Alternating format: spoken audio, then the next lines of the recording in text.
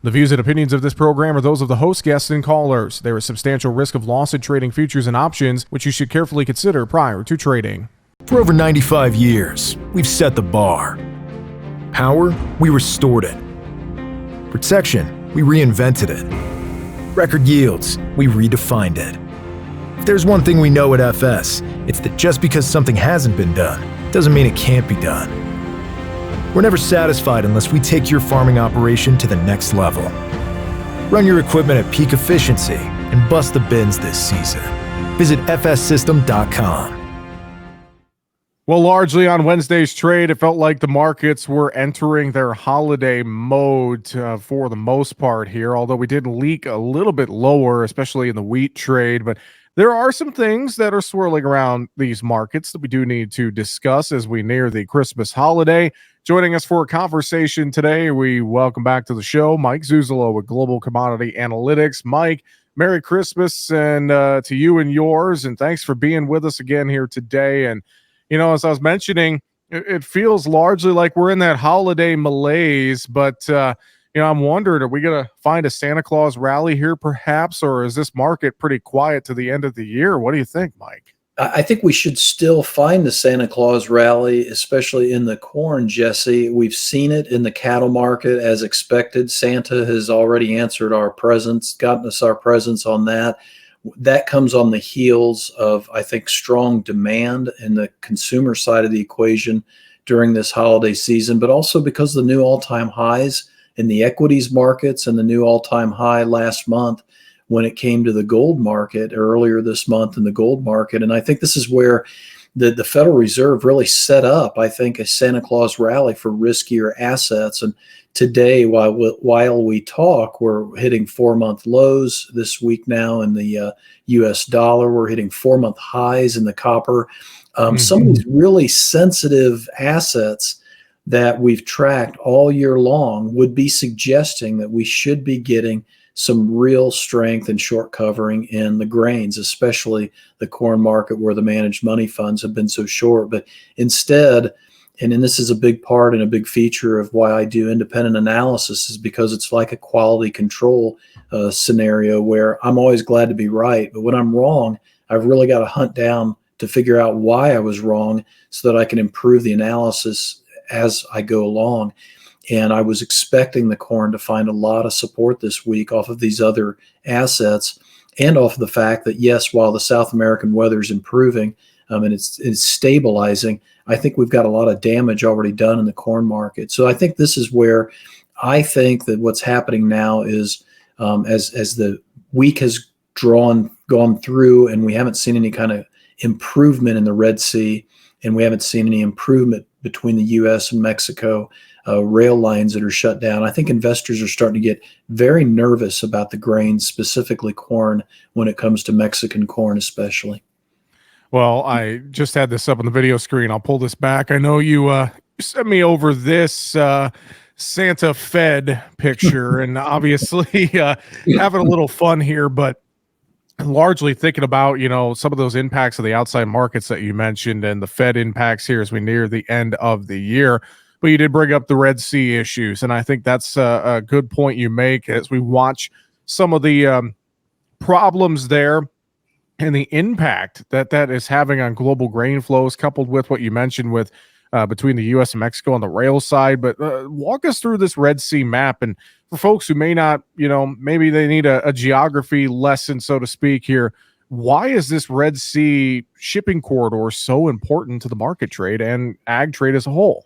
There's three major bottlenecks in this world when it comes to international trade, and two of them, the Suez Canal now because of the Red Sea, Hezbollah terrorist network coming in and taking over ships, and then the Panama Canal. Obviously, that's really near and dear to us here in the United States because of the drought there. Their loads are going down to about half of what they normally are by the time we get to February, by the last numbers I saw. And then you've got the straits over in Asia. Those right now sitting okay. But two of the three major potential bottlenecks that we need to stay open and flowing freely in the world are now really constrained. And I think, as I said a minute ago, and I'll explain in more detail, you throw on top of this the fact that Eagle Pass and El Paso railroads, the U.S. Mexico ties to each other in Mhm. those two railroads. You throw together this along with the Red Sea and the Suez Canal, and the fact that this map shows you pretty clearly what kind of distance you're going to have to traverse by going around the Cape of Good Hope in Africa if you're trying to get wheat out of Europe, or if you're trying to get, excuse me, the grains out of the United States in the case of the Panama Canal. This has not gone away. This issue has actually gotten worse as the week has progressed, both in terms of the Suez and in terms of the U.S. Mexico border and the railroads. And I think this is where the investor class, in other words, what would explain new contract lows in March corn today? The only thing I can think of is that the trade is becoming more worried about lower commodity demand because of higher transportation costs. And as I Mhm. said to one of the news wires today, I said, this is getting to be more reminiscent of the pandemic to me. I didn't think I'd have to deal with this when it came to lower commodity demand and deflation and potential global recession, because these higher freight rates, transportation costs, if they keep going on, they will slow international trade and could slow it pretty dramatically. Well, let's pull up a corn chart and talk a little bit more about this corn market. And I largely felt that corn held up the best on the day, Wednesday. But walk me through what you're seeing on this corn chart and some of the concerns that you have in corn right now. As you mentioned, we've gotten March corn down to those lows here. So talk about what you're seeing in corn right now. Yeah, we're up against some extremely strong support levels that would say that we don't need to go below the lows of 2019, excuse me, the highs of 2019, or the highs of 2020. And that's where the triangle comes into play. You have my value levels for March lead month corn going into the month of March. 487.5 is my undervalue level, and that's with the fundamentals that we have, supply demand, the idea that Brazil's crop has already been hurt and Ukraine's crop is smaller than what the USDA is suggesting, that we are at a 9-year low in stocks to use ratios in the world because of the damage done to the Brazilian crop and Ukraine, as I said. And also the idea that the January crop report, what will it give us for corn yield? Will we take off a little bit on the corn yield here in the United States? And so we're now 20 cents, roughly 20 cents below undervalue in my analysis. We're right up against that 200-month moving average as resistance, and we're right up against the major support in that triangle from the highs of 2019. And at the same time, you notice the very bottom of the chart where the downward arrow is, the stochastics for the monthly chart right now in the later part of December are suggesting a quote buy signal. That means fewer new sellers coming in, more new buyers coming in that oscillator. And so this is why I'm looking at the corn so directly, and why I feel like the Santa Claus rally should be in play here, given the strong demand we saw.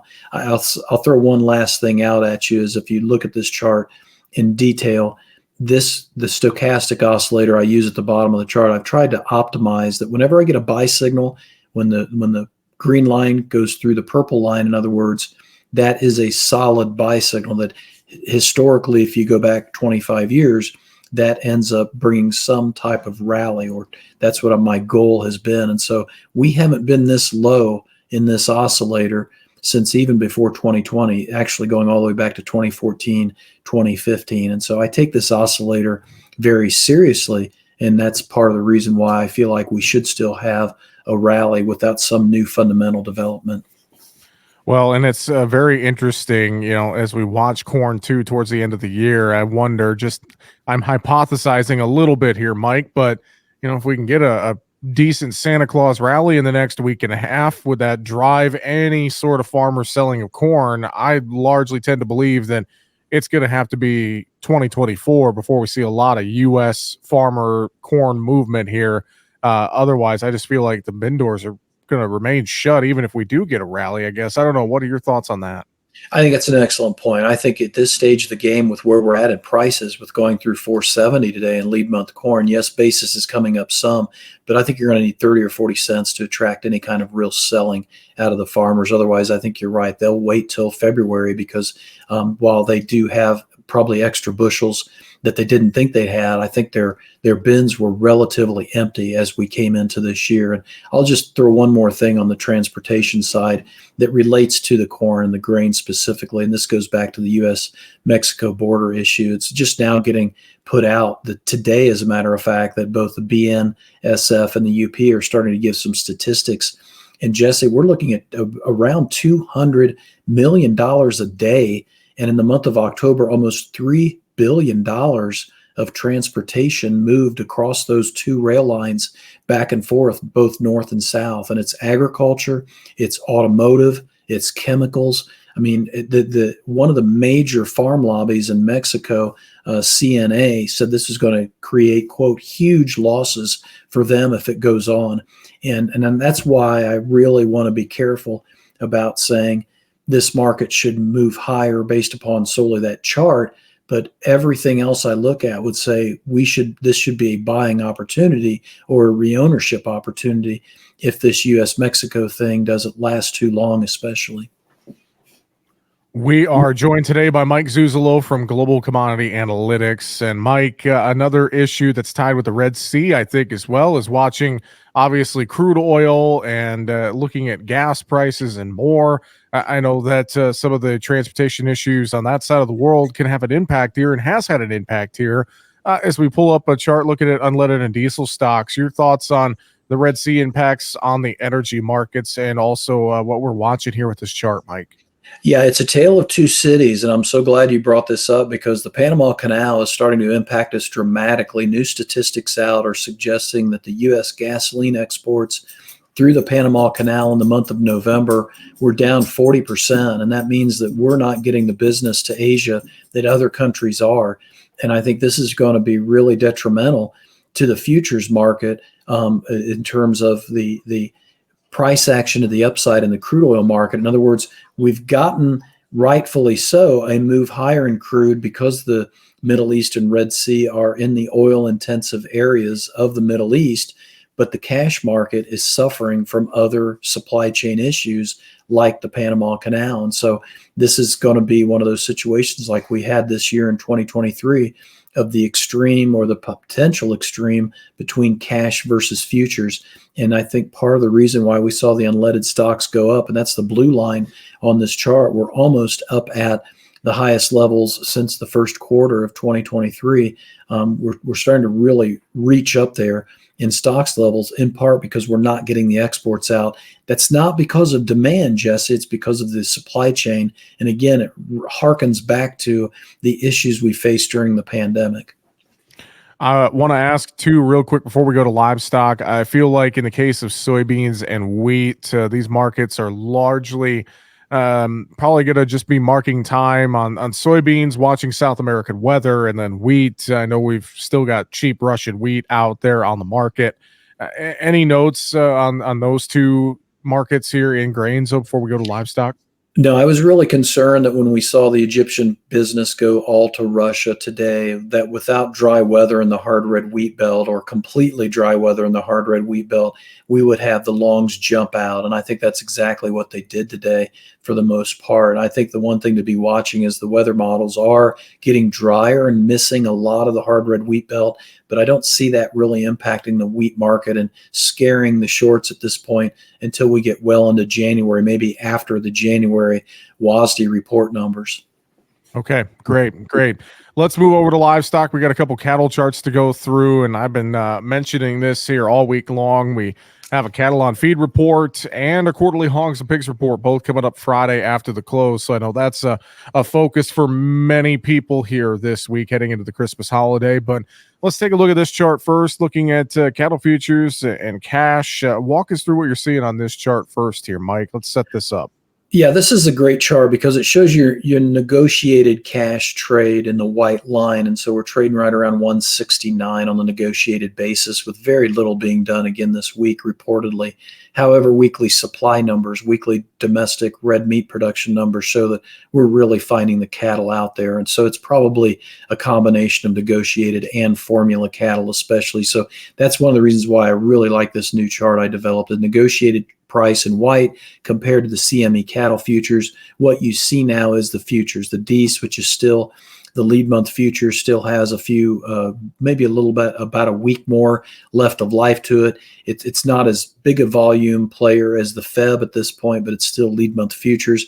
We see a new low in the daily chart, or in the weekly chart here, and then we see a new high. Actually, that is a daily chart. So we saw an outside day higher in lead month cattle. The problem with this, Jesse, and this chart in particular, is with the futures now above the cash market. As you say, we're going into the cattle on feed report. I never like cattle on feed reports where the placements expectations are higher than the marketings. And that's what we have. We have placements for November at an average of around 96%. Marketings at an average of 93%. That tends to be negative live cattle, friendly feeder cattle, if that comes out to be the case on the actual report Friday. So I'm inclined to think that the fat cattle futures market, even with this outside day higher, is probably going to be hemmed in after the cattle on feed report if we don't see a bullish report that cash market is going to need to adjust higher before the futures can go any higher if we don't see any better marketings than that for November. Well, on that note as well, I'll flip charts here over to a monthly live cattle chart that you sent me as well. And just looking at this trend in fat cattle futures here that we've seen the last couple of months, let's dovetail off that first chart to this chart. What are you seeing here, and what should we really keep in mind in perspective here as we head towards that report coming up on Friday? Yeah, I think the biggest thing to watch is this modeling that I've been doing against the 2014, 2015 highs that we had. And we did find a recovery in early 2015 that lasted into the early spring months. I think we're in that type of a mindset again with a recovery in the fat cattle market, bearing what we just talked about. The interesting thing about this chart is the green line, the major long-term backbone of the uptrend, did hold on a monthly basis. We're now back on a monthly basis to last month's range. We're in the low end of the range in the live cattle. Feeders were actually above last month's closing basis at this point, and we're actually trading a positive month now in the feeder cattle market. And so these are really crucial charts to be watching with this report right around the corner, and knowing that we can't trade these types of numbers on Friday because we'll be off on Monday. So expect extreme volatility.